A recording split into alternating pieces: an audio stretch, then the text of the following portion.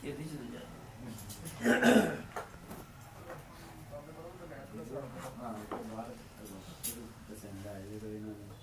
ਇਹਨਾਂ ਬਲਾ ਵਾਲੇ ਕਬੂਤਰ ਨੂੰ ਬਾਹਰ ਨਹੀਂ ਬਲਾ ਦੇ ਮਨ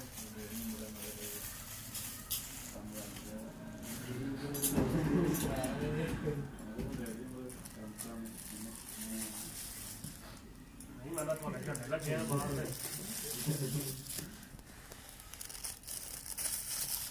ਤਾਂ ਵੀ ਮੇਰਾ ਸਾਥ ਦਾ ਲਾਂ ਰਹੇ ਹਨ ਮੈਂ ਭਾਈ ਜੀ ਦੇ ਮੈਂ ਲਗਾ ਜਾ ਕੇ ਜਾ ਕੇ ਮਾਰ ਦੀ ਕਰੀ ਕਰੀ ਤੇਲ ਦੀ